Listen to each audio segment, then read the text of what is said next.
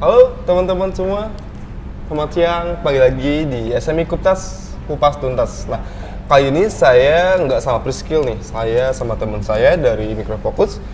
Nah, kali ini saya akan ngebahas voltage, bukan Fortify gitu. Nah, saya Rizal sebagai Prisas dari SMI, dan ini teman saya Malik, dia adalah security consultant dari Microfocus. Halo Mas, selamat siang. Halo, siang. Senang akhirnya kita bisa join juga di sini. Iya. Dan kali ini kita akan coba bahas untuk yang data security sih sebenarnya. Betul.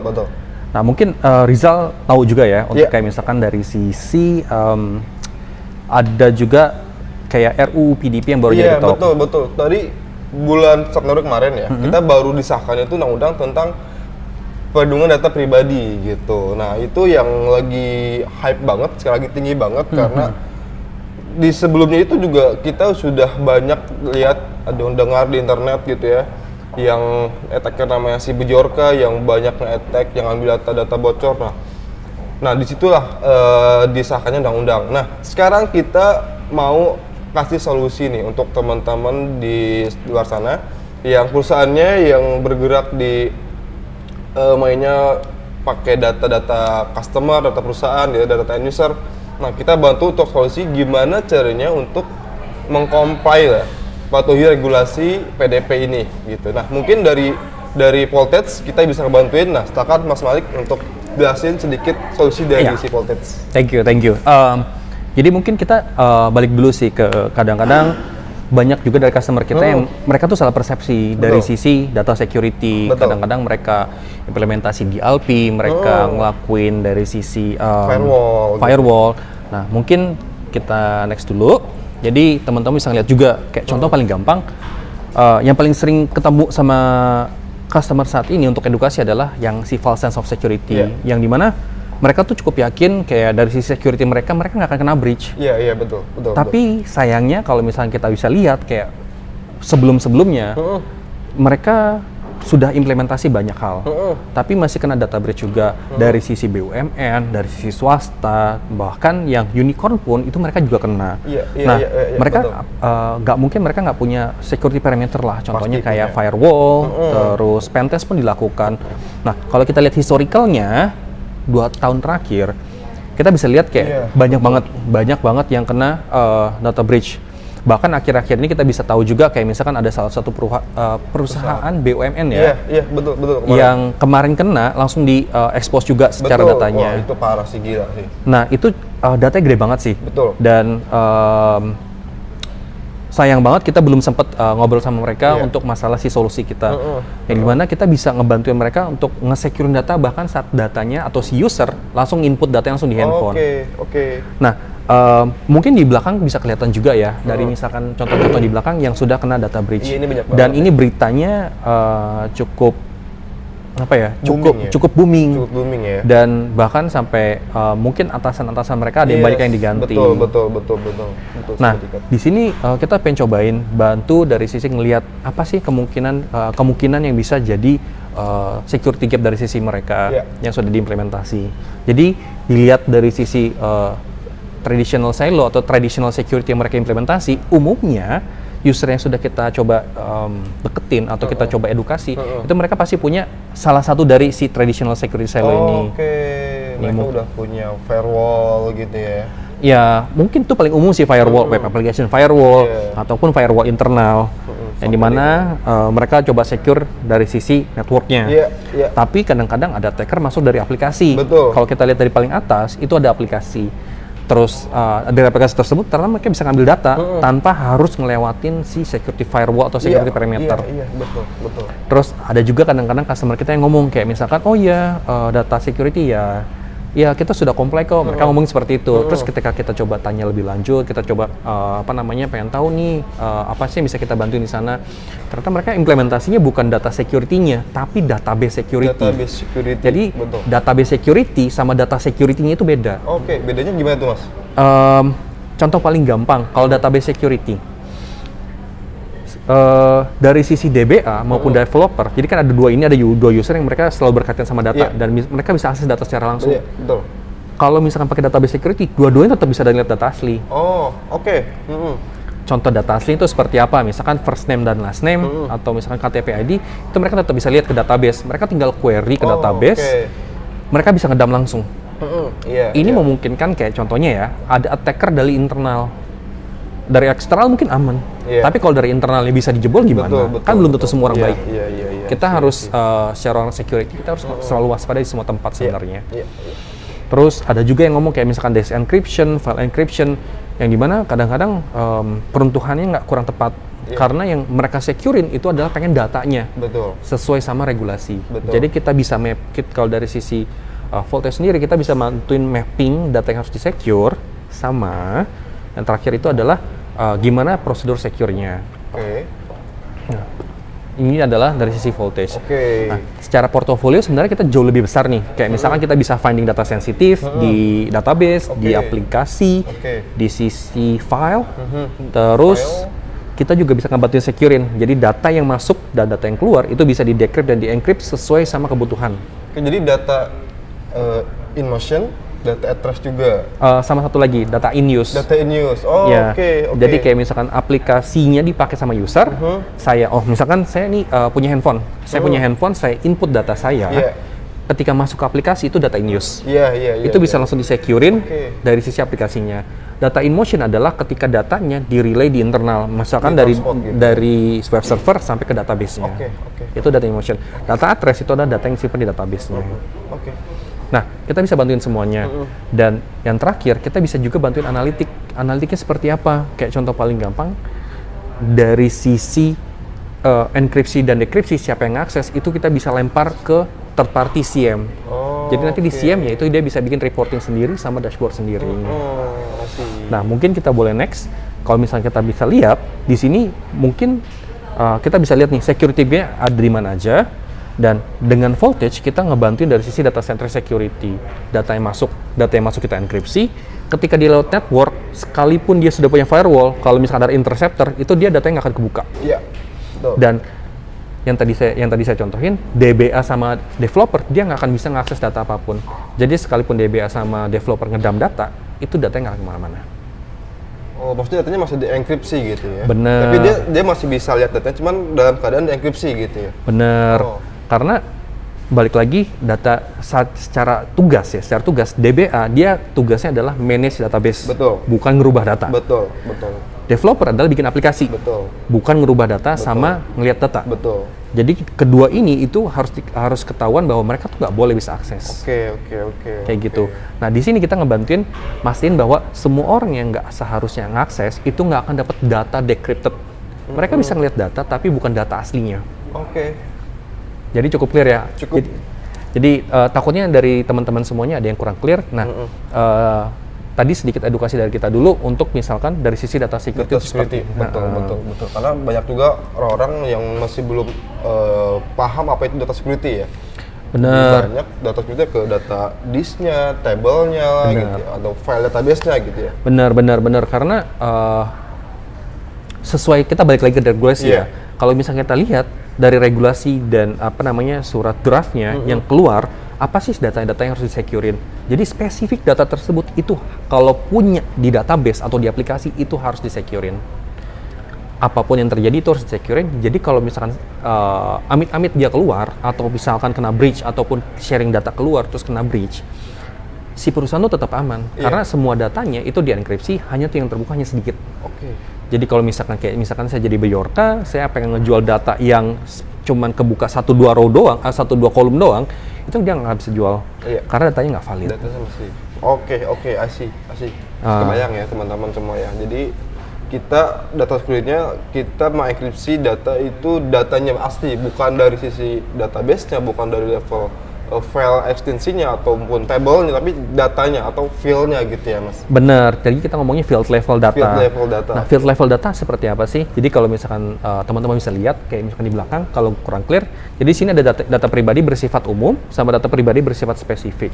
Jadi umum tuh seperti apa? Sebenarnya data yang diakses ke banyak tempat. Dan yang spesifik adalah yang individual ke kita. Contohnya, kalau yang bersifat umum adalah kayak misalkan nama lengkap. Terus di sini ada jenis kelamin. Yang ketiga ada kewarganegaraan, nomor KTP, nomor KK, NPWP, itu adalah sifat umum. Jadi sebenarnya di dipergunakan dari sisi banyak institusi. Yes. Sebenarnya itu di-share juga, Iya. tapi harusnya yang di-share itu bukan data aslinya. Betul. Tapi adalah data yang sudah dienkripsi. Iya, betul. Nah, lanjut lagi, jenis yang kedua itu adalah data pribadi bersifat spesifik. Jadi benar-benar ngasih tahu bahwa itu adalah datanya kita. Salah satu contoh datanya itu adalah data informasi kesehatan, data biometrik. Terus ada data apa lagi? Pandangan. Di situ ada data keuangan pribadi, terus data pandangan politik. Jadi itu cukup banyak ya sebenarnya. Nah, di sini kita bisa securein juga kok, dan secara regulasi itu mereka diharuskan untuk bisa dienkripsi atau ditutup. Jadi sewaktu-waktu pengen dibuka bisa dilakukan, tapi secara umum atau secara default, secara standar itu harus ditutupin. Oke. Jadi sekalipun pemilik data tersebut pengen melakukan pengecekan data atau ngelihat data asli, itu harusnya tidak boleh. Oke. Cukup clear ya? Cukup. Nah, efeknya apa kalau misalkan si data itu keluar dan terekspos keluar dan dijual mungkin di black Dark market, web gitu ya. dark web. Nah, di sini kita ada karena dari sisi RUU, kita dari RUU PDP, jangan katakan kita udah ada peraturannya dong. Iya, betul. Di situ kalau misalnya kita bisa ngebuktiin bahwa data tersebut itu milik satu institusi, contoh paling gampang misalkan yang kemarin kena breach, saya biasa beli bensin, ternyata data saya kena keluar. Nah, kalau saya bisa buktiin bahwa data saya keluar dari si aplikasi tersebut, kita bisa melakukan atau misalkan kita bisa nuntut pemilik data tersebut. Nah, di sini ada penjelasannya sedikit, denda maupun pidana. Iya, betul. Denda sekitar 70 miliar ya. Benar. Wah, Nah, bikin rugi perusahaan nih kalau misalnya. sebenarnya maksimal 70 miliar itu diambil dari mana? Karena itu dari persentase profit si perusahaan. Jadi semakin tinggi perusahaannya, semakin besar perusahaannya, duit yang didapatkan untuk melakukan sue atau misalkan tuntutan itu jauh lebih gede. Oke. Jadi kita bisa cepat kaya kalau misalkan untuk data terus-terusan. Karena balik lagi bulan kemarin aja udah ada yang keluar. Jadi kita bisa ngelihat kayak misalkan bukan hanya dari sisi teknologi aja, bahkan kadang-kadang mungkin nanti ada pengacara spesifik untuk ngurusin si PDP ini. Iya, betul. Karena feedbacknya atau dendanya itu gede banget. Betul. Oke, lanjut mas, menarik nih. Ini menarik banget teman-teman. Jadi yang kita lihat sekarang ini adalah sebagian kecil kita capture dari PDP. Jadi apa aja data yang kita lindungi gitu ya, terus berapa dendanya maksimum. Nah, ini bisa lihat teman-teman di belakang ini. Nah, oke. Lalu gimana sih kita voltage untuk menempatin atau ibaratnya patuh untuk si PDP ini seperti apa sih mas? Mungkin bisa. Oke. Jadi mungkin kita boleh ke next-nya lagi. Oke. Nah, kenapa kita bisa ngebantuin si voltage ini bisa ngebantuin untuk bisa patuh si data security-nya? Karena contohnya seperti ini. Kalau misalkan saya ambil contoh saya aja ya. Jadi saya punya aplikasi. Misalkan aplikasi saya nge-submit nama. Misalkan di sini ada namanya mungkin nggak terlalu kelihatan ya. Jadi saya coba zoom dikit. Nah, ini dia. Oke. Nah, ini dia. Jadi semoga kelihatan aja. Jadi misalkan nama saya Gunter nih di sini. Sini ada first name, last name, SSN itu adalah KTP ID, terus date of birth itu adalah tanggal lahir ya. Tanggal lahir, oke. Nah, kalau misalkan si aplikasi saya belum disecurein, belum pakai voltage atau misalkan belum pakai enkripsi, jadi yang di atas warna merah, nama saya masukin Gunter. Si nama saya sama first name last name saya udah saya masukin. Dia ketika masuk ke aplikasi namanya akan tetap sama, nama saya masih Gunter. Terus ketika masuk ke web server atau API diproses sama si aplikasi yang ada di on premise ataupun di cloud, itu namanya tetap sama Gunter juga. Jadi nama yang saya masukin, nama yang dikirimkan ke server atau aplikasi sampai dia disimpan itu akan tetap sama. Jadi kita ngomongnya adalah datanya clear text semuanya. Clear text, betul. Jadi 3 hop ini itu semuanya clear text. Nah, kalau misalkan di tengah-tengahnya ada attacker, itu datanya bisa keambil. Oke. Jadi familiar ya. Jadi misalkan di tengah-tengah itu kita misalkan pakai wifi cafe, ternyata tengah-tengahnya di sniffing. Betul. Keambil semuanya. Betul. Ketika ternyata ada kena breach di database-nya, dia simpannya data aslinya. Misalkan tadi DBA ngedam data ya, datanya keambil semuanya. Oke. Makanya ini kita kemungkinan untuk bisa diambil datanya itu cukup banyak, bisa dari eksternal maupun internal. Nah, makanya si PDP ini keluar. PDP balik lagi, dia nggak ngasih tahu nih teknologi seperti apa, how to secure seperti apa, tapi kita bisa lihat secara enkripsi, dia ada enkripsi yang umum dipakai sama enkripsi yang pakai voltage. Jadi kalau misalkan dilihat sama teman-teman, yang di bagian sini, di FPI, itu adalah punya voltage, yang di bawah itu adalah yang umum dipakai. Oke.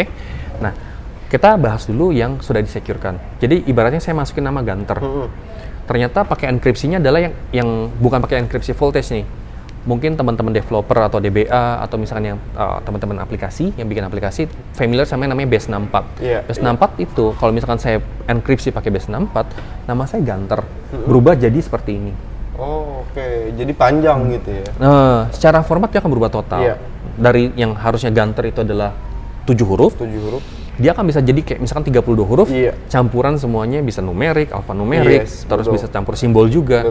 Nah, ini bisa ngerubah bukan bisa ngerubah sih, lebih bisa nge-break dari aplikasi database. Karena balik lagi, database itu harus dispesifikasi panjangnya. Betul. Jadi kalau misalkan di luar dari panjangnya atau melebihi panjangnya, dia akan otomatis tolak. Ini akan merubah banyak logika dari sisi aplikasi, dan developer ini yang ada teriak-teriak. DBA sebenarnya nggak terlalu pusing. Apa sih yang harus dirubah? Tinggal rubah. Tapi dari aplikasi, si developer akan ngerubah banyak logikanya. Dan itu mereka nggak bisa ngelakuin yang namanya partial.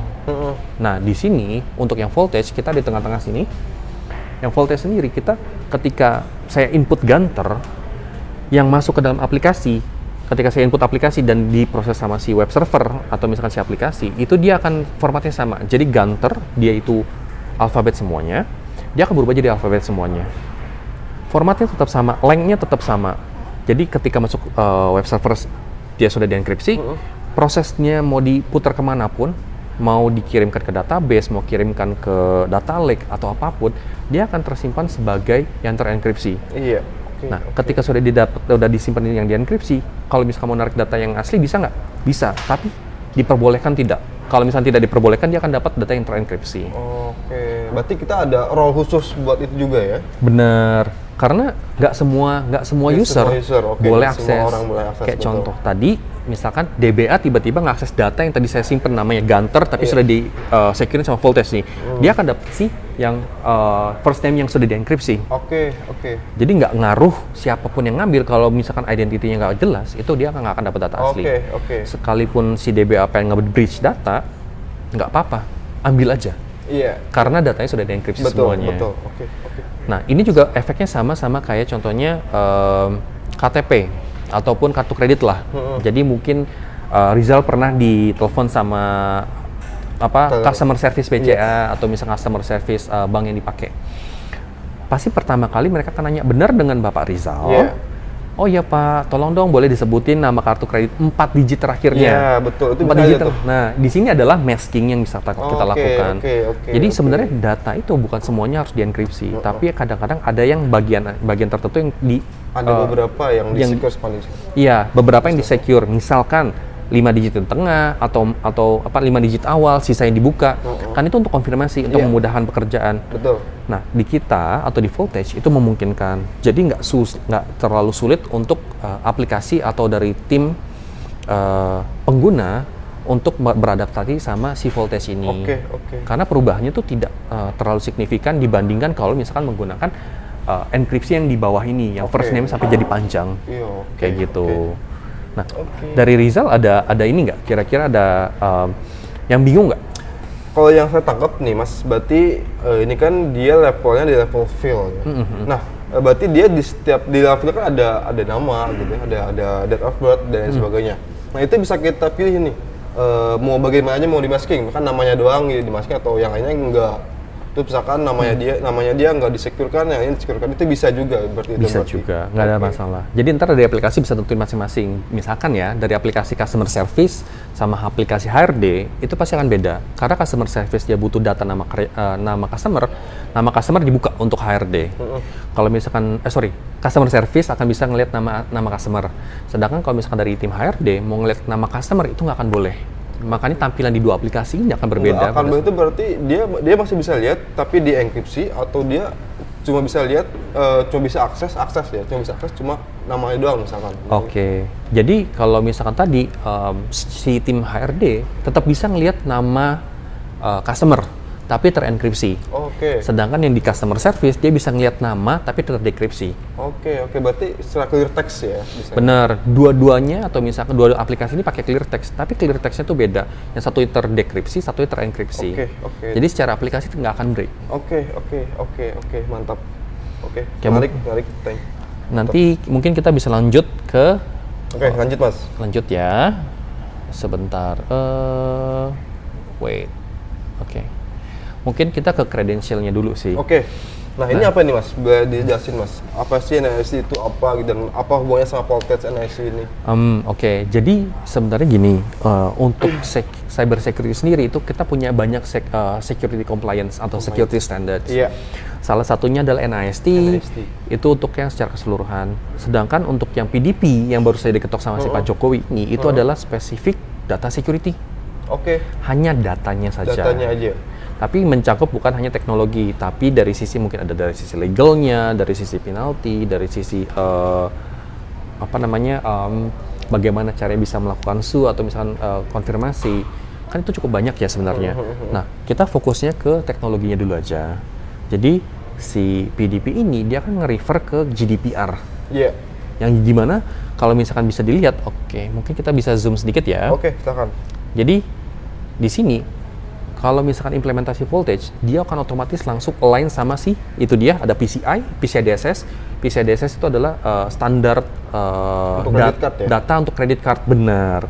Untuk banking. Iya, betul. Terus GDPR itu untuk data usernya. Terus HIPAA regulation juga, itu semuanya untuk data security. Cuman kalau yang PDP dia spesifik untuk si GDPR karena menyangkut data pribadi. Data pribadi. Nah, pertanyaannya kalau misalkan implementasi voltage otomatis nggak langsung align sama comply sama si PDP? Jawabannya iya. Selama semua datanya disecurekan sama voltage, itu akan otomatis comply. Jadi kalau misalkan ada regulator ataupun ada attack yang regulator pengen nanya, misalkan oh ini sudah comply atau belum sama PDP. Kalau misalkan kita kasih lihat misalkan data yang dalam database terus sama dashboardnya si voltage, itu langsung ketahuan bahwa oh ini sudah fully comply sama kebutuhannya PDP. Nah, terus pasti ada pertanyaan nih credential juga, kayak misalkan emang voltage siapa sih? Iya. Emang voltage emang udah ngelakuin apa sih? Iya, betul. Emang dia udah security berapa lama sih? Betul. Nah, kita di sini show juga, jadi di bawah sini dia ada publication-nya untuk NIST. Jadi publication itu adalah kayak misalkan semacam acknowledgement dari NIST. Jadi NIST itu ada standar standar untuk cyber security. Nah, standarnya itu kita ngebantuin mereka untuk untuk bikin jenis enkripsi, bukan jenis enkripsi, standar enkripsi untuk data pribadi ataupun data yang digunakan. Jadi format preserving encryption itu sendiri itu dibantuin pembuatannya sama si voltage. Jadi secara kredensial kita jauh lebih valid dari sisi kompetitor kita, karena kita yang membantu bikin standarnya. Terus dari sisi kita juga udah nggak pakai yang namanya tokenisasi.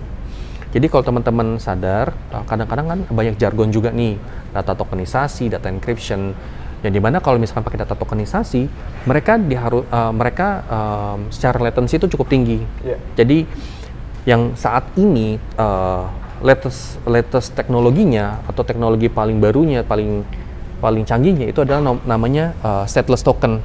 Jadi di sini ada namanya stateless tokenization yang di halaman keduanya, di baris keduanya.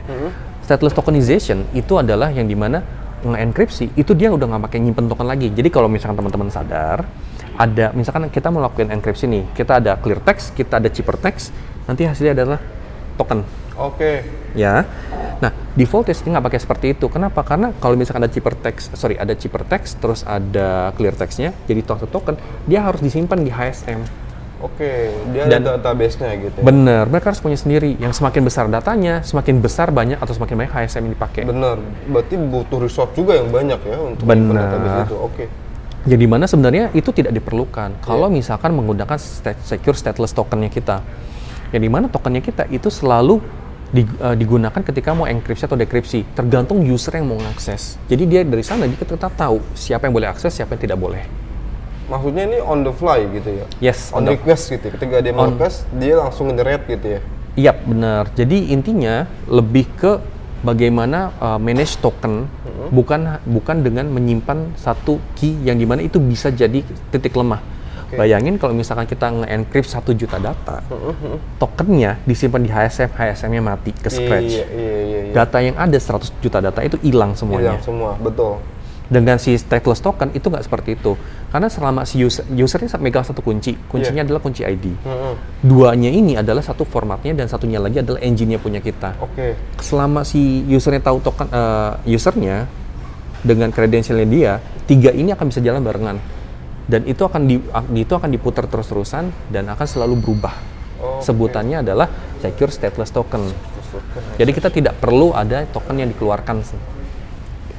Seperti kita nggak perlu ada database untuk nyimpen tokennya gitu ya? Bener, nggak perlu ada database untuk nyimpen key, karena key-nya juga kita pakainya stateless management key. Jadi tidak perlu yang spesifik key-nya disimpan satu tempat yang dimana itu mungkin aja bisa hilang. Iya. Tapi kalau misalnya ada request dari user nih, Mas, tapi saya di perusahaan butuh HSM-nya nih Mas, apa bisa Potlet integrasi sama si HSM juga untuk nyimpen? Bisa. Jadi kalau misalkan contohnya, dari tadi kita ada 3 key ya. Salah satu key-nya misalkan adalah key untuk formatnya itu pengen disimpan di HSM. Bisa, nggak ada masalah. Nggak masalah ya? Jadi ibaratnya nanti prosesnya adalah ketika si user pengen decrypt, dia akan pakai engine-nya, key-nya ambil dari HSM. Oke. Berarti nggak ada masalah sama sekali ya. Mau teman-teman pakai HSM ataupun kita tetap bisa jalan ya? Bener. Jadi sebenarnya ini pilihan dari sisi user sih. Mau sampai sejauh mana enkripsinya diproses. Karena kalau misalkan dengan si kita ngomongin GDPR ya, yang sumbernya atau misalkan source-nya dari sisi PDP, kita cukup pakai yang si FIPS 402 ini. Itu udah cukup. Jadi secara key itu disimpannya stateless. Oke. Gitu. Oke, menarik. Mungkin kita boleh next. Oke. Next Mas. Nah ini apa nih Mas? Nah, biasanya kan teman-teman suka nanya ini Mas. Ini ada nggak sih di Gartner data security ini? Terus si Potlet ini di level berapa sih gitu? Oke. Jadi mungkin apalagi kalau misalkan teman-teman dari government ya, mereka biasanya pengen tahu kayak misalkan secara rating tuh bagus atau tidak. Betul. Nah kalau misalkan cari secara data encryption sendiri untuk PDP itu sebenarnya tidak relevan. Kenapa? Karena kalau hanya data in use, mereka nggak akan ada problem dari sisi performance. Tapi kita ngomongnya secara real use case di customer, mereka akan perlu proses data yang sangat cepat. Makanya yang dicari harusnya bukan data encryption, tapi dynamic data masking. Jadi kecepatan proses datanya ketika on the fly itu seperti apa. Nah, di sini kita ada salah satu contohnya nih, yang dynamic data masking. Dynamic data masking itu hanya ada di Forrester. Jadi di Gartner kalau misalkan mau cari sampai kayak gimana pun itu nggak akan ada. Nah di sini kita adalah leader, satu-satunya produk si Microvoltage ini adalah satu-satunya, Micro Voltage itu ada satu-satunya produk yang ada di leader dibandingin sama yang lain. Jadi secara kecepatan proses kita paling tinggi, secara kemudahan implementasi kita paling tinggi, dan kemudahan implementasi pun kita paling bisa dibilang paling mudah kayak gitu. Nah cuman balik lagi sih untuk semua kelebihan, kadang-kadang kita ada kekurangannya juga.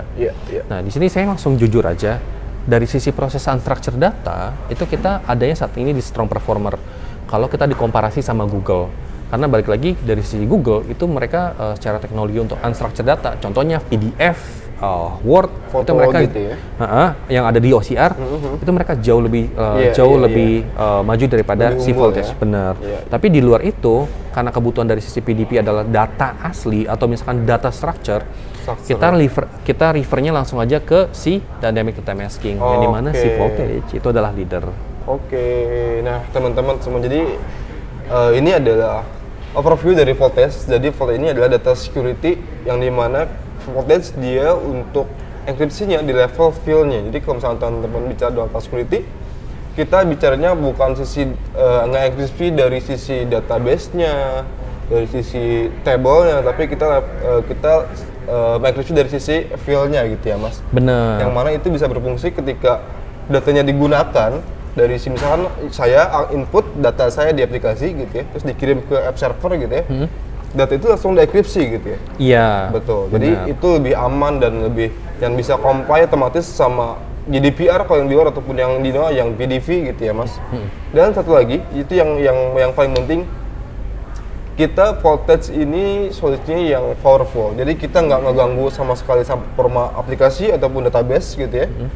Oh Terus- oke, sorry koreksi. Jadi performa dari aplikasi itu pasti akan ada penambahan. Tapi dari sisi penambahan kalau kita komparasi, kita pernah nih POC sama yang compare sama yang lain. Dan Oke. kita latensinya paling naiknya paling sedikit. Paling sedikit. Benar, pasti akan ada latensi karena ada satu proses tambahan, tapi kita yang paling rendah di sana. Jadi ada beberapa juga yang sedang kita proses dan latensi kita paling rendah. Oke, dibanding yang berarti lain. emang impact ada, cuman nggak signifikan gitu ya. Benar. Karena kita kalau mau aman pasti butuh juga effort dong, bener nggak? Kalau mau Benar. aman gitu. Oke, teman-teman mungkin untuk saat ini kita cukup dulu sampai di sini. Untuk teman-teman yang mau ada pertanyaan soal voltage, boleh kontak saya atau kontak SMI.